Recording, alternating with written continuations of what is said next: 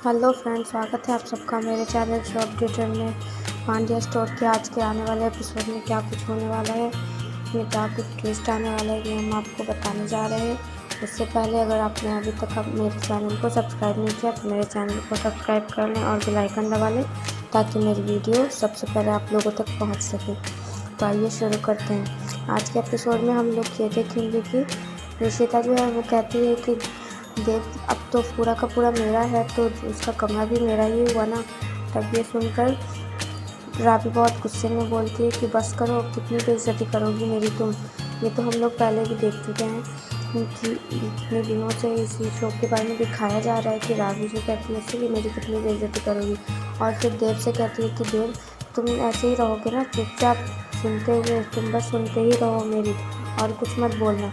और उसके बाद बोलकर चली जाती है कि मुझे नहीं चाहिए देव, नहीं चाहिए देव का कमरा, सब तुम ही रखो। और ये बोलकर वो वहाँ से चली जाती है। तब उसे धरा समझाने की कोशिश करती है।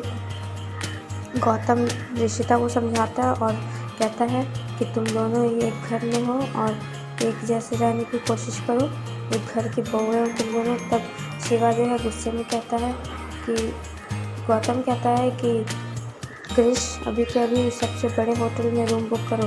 तब शिवा कहता है नहीं चाहिए मुझे कोई रूम, और होटल में मैं क्यों रहूँगा जब मेरा अपना घर है, तो मुझे नहीं चाहिए कोई रूम, मैं अपने घर के छोटे कमरे में ही रह लूँगा।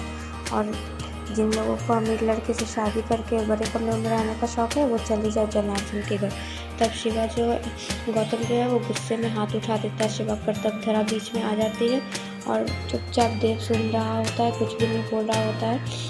तब सॉरी बोलता है शिवा भाभी को अपनी, और उसके बाद कहता है कि जब आप दोनों की कोई बेइज्जती करता है ना तो मुझसे बर्दाश्त नहीं होता।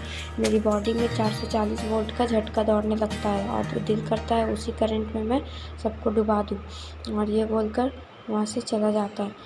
उससे पहले हम ये देखेंगे कि राबी जो है दरवाज़ा बंद कर लेती है रूम में जाकर, और फिर शिवा भी वहाँ से चला जाता है। और दूसरी तरफ हम लोग ये देखेंगे कि प्रफुल्ला जो है वो तलाक के पेपर बनवा रही है शिवा और राबी के लिए। तब वहाँ पर मौसा जी आ जाते हैं और कहते हैं कि ये तुम क्या कर रही हो, और वकील को बोलती है कि आप जाइए, हमें जब ज़रूरत पड़ेगी तब हम आएंगे, आपको फ़ोन कर लेंगे। और उसके बाद प्रफुल्ला से कहते हैं एक बेटी की तो ज़िंदगी बर्बाद कर चुकी हो, अब तुम राबी और शिवा की ज़िंदगी क्यों बर्बाद करना चाहती हो, माफ़ करो उसे, छोड़ दो, बख्श दो। और दूसरी तरफ हम लोग ये देखेंगे कि ऋषिता जो है वो बोलकर बहस करके चली जाएगी कि कहेगी कि आप लोग हमेशा देव को नीचा क्यों दिखाते हैं, हमेशा उसकी बुराई ही क्यों करते हैं, और बोलकर गेट बंद कर लेती है। तब हम उसके बाद ये देखेंगे कि धरा रोती है और गौतम से कहती है कि गौतम सब ठीक तो हो जाएगा ना, मैं बहुत समझने की कोशिश कर रही हूँ पर ये लोग नहीं सुन रहे हैं मेरी, मुझसे नहीं हो रहा है। और ये बोलकर रोने लगती है। तब गौतम कहता है कि तू है ना, तू समेट रही है ना, तो सब ठीक हो जाएगा। उसके बाद हम ये देखेंगे कि जनार्दन जो है वो बहुत गुस्से में रहता है। उसका स्टाफ आता है और कहता है कि सर एक भी अनाज कोई ख़रीदने के लिए तैयार नहीं है, सबके दिल से आपके नाम का डर निकल गया है, और हम समझ नहीं आ रहा है कि क्या करें। तब उसे गुस्से में जनार्दन जो है भगा देता है और कहता है कि ये ऋषिता की वजह से ना मेरी थू हो रही है, अब मुझे कुछ करना पड़ेगा। मोटी बहन तो अपने स्वार्थ के चक्कर में मुझे कुछ करने नहीं दे रही, तो मुझे उनसे छुपा के ही कुछ करना पड़ेगा। और दूसरी तरफ ये दिखाया जाता है कि अनीता की मासी भूई जो है वो उसके पास डायरी लेकर आती है और कहती है कार्तिक के बारे में इसमें सब कुछ नोट कर, उसे क्या पसंद है, नहीं पसंद है, क्या खाना पसंद है, क्या पहनना पसंद है, सब कुछ इसमें नोट कर। तब अनीता कहती है भूई मुझे नहीं करनी शादी, आप मेरे पीछे क्यों पड़े हो। तो बोलती चुप हो जा, अगर ये लड़का भी तेरे हाथ से निकल गया ना तो फिर तू बैठ के इधर उधर घूमती रह जाना ज़िंदगी भर। उसके बाद दूसरी तरफ हम लोग ये देखेंगे कि शिवा जाता है रूम में राबी के पास। तब राबी बहुत खांसना स्टार्ट कर देती है। तब वो कहता है कि मैं तेरा पति हूँ और तुझे ना मेरे और मेरी सरसों के तेल की खुशबू के साथ ही रहना पड़ेगा इसी कमरे में। अब हम लोग पति पत्नी हैं, इसलिए कि दो पक्षियों की तरह एक घोंसले में रहना है हम दोनों को।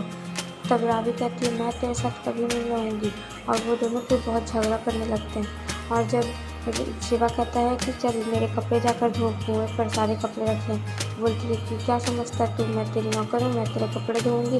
तो बोलता है चल ठीक है, कपड़े नहीं धोएगी, जा मेरे लिए खाना बना के ला। तो बोलती है मैं जानती थी कि तुम यही सब करवाएगा, इसीलिए मेरे साथ ज़बरदस्ती शादी की है। और उसके बाद वो डंडा ले लेती है हाथ में शिवा को मारने के लिए, तब शिवा बाहर निकल जाता है। उसके बाद हम ये देखेंगे कि शिवा जो है बाहर निकल के सब कुछ याद कर रहा होता है कि कितने हंसते खेलते फैमिली में वो रह रहा था, हंसने खेलने कितने सब लोग अच्छे से रह रहे थे। तभी वहाँ पर कृष आता है और कहता है कि ये दोनों चुड़ैली और चुड़ैल भाभी ने तो नाक में दम कर रखा है, अभी आई है तो इतना कर रही है, बाद में पता नहीं क्या होगा। तो शिवा कहता है कि सुना नहीं भाभी ने क्या कहा था, वो दोनों भाभियाँ हैं, अब दोनों को कोई हक नहीं उन्हें कुछ भी बोलने का। उसके बाद कहता है ठीक है नहीं बोलता हूँ। तब कहता है शिवा की ये मत भूलना कि हम तेरे भाई भी हैं। तब वो बहुत खुश हो जाता है कृष और कहता है हाँ तब तो अच्छा है, लेकिन एक बात है शिवा, कुछ भी बड़ों के साथ होता है ना तो उसे बच्चों को पीसना पड़ता है, जैसे हम लोग अभी पीस रहे हैं। और दूसरी तरफ रिशिता जो है बहुत सपने से जाने लगती है, बैठी रहती है, सोचती है मैंने कभी सोचा नहीं था कि मेरी शादी देव से हो जाएगी। तभी देव वहाँ पर आता है और वो आकर बेड पर बैठ जाता है। रिशिता जो है जल्दी से घूंघट डाल लेती है अपने ऊपर, पर देव उसकी तरफ देख भी नहीं रहा होता है। तब रिशिता सोचती है कि मुझे ही शुरुआत करनी पड़ेगी और वो देव को आकर किस कर लेती है। तब देव कहता है कि तुम्हें समझ नहीं आ रहा है, तो बोलती है नहीं मुझे कुछ नहीं समझ आ रहा, मुझे कुछ नहीं पता, मुझे बस इतना ही पता है कि मेरी शादी हुई है तुमसे। तब देव उस पर बहुत गुस्सा करता और कहता है तुम न सिर्फ अपने बारे में सोचती हो और किसी के बारे में नहीं, तुम ये नहीं समझ पा रही हो कि रावी को कितनी तकलीफ़ हुई है, वो किस तकलीफ़ से गुजर रही है और मेरे घर वाले किस तकलीफ़ से गुजर रहे हैं। तब रिशिता कहती है कि बस तुम्हें अपने घर वालों की पड़ी है, मेरी तो कुछ नहीं है, तुम सबकी सोचते हो बस मेरी छोड़कर। तब वो कहती है कि अब अपने घर वालों का रोना लेकर मत बैठो। और शिवा को किसने कहा था रावी से शादी करने को, जब उसे वो पसंद ही नहीं करता तो क्यों उससे शादी की है, उसे किसने कहा था उसे बोझ डालने को। तब गुस्से में देव कहता है कि रावी बोझ नहीं है। तो आज के एपिसोड में इतना कुछ दिखाया जाएगा फ्रेंड। अगर आप लोगों को मेरी वीडियो पसंद आए तो लाइक करें, शेयर करें, सब्सक्राइब करें और कमेंट में ज़रूर बताएं कि वीडियो कैसी है और आगे क्या होना चाहिए। तो जब तक के लिए टेक केयर, बाय।